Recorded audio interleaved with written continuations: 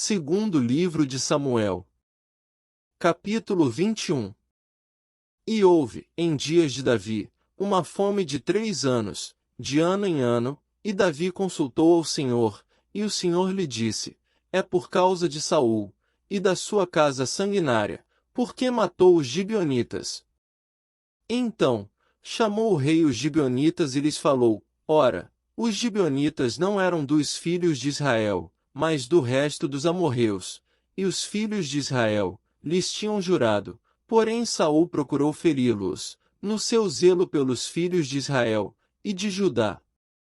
Disse, pois, Davi aos gibeonitas: Que quereis que eu vos faça? E que satisfação vos darei, para que abençoeis a herança do Senhor? Então, os gibeonitas lhe disseram: Não é por prata, nem ouro que temos questão com Saul, e com sua casa, nem tampouco pretendemos matar pessoa alguma em Israel. E disse ele: Que é, pois, que quereis que vos faça?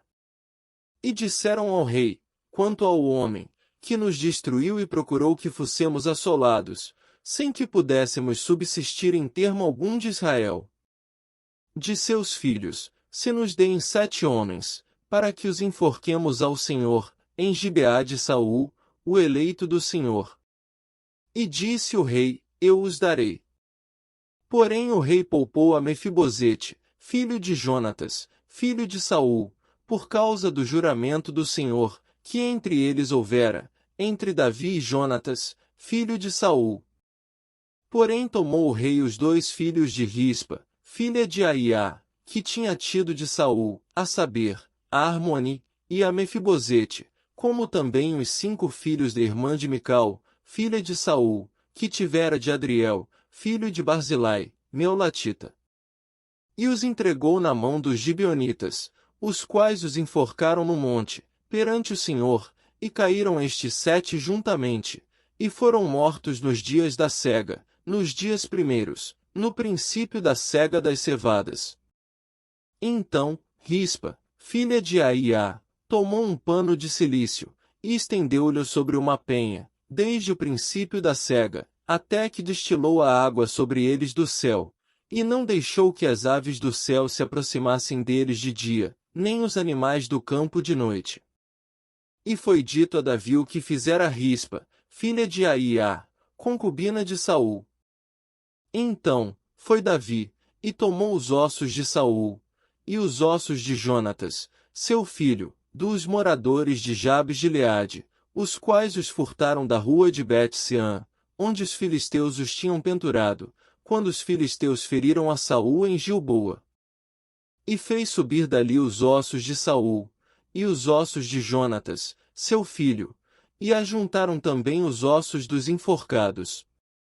E enterraram os ossos de Saul, e de Jonatas, seu filho, na terra de Benjamim, em Zela, na sepultura de Quis, seu pai, e fizeram tudo o que o rei ordenara, e depois disso, Deus se aplacou para com a terra.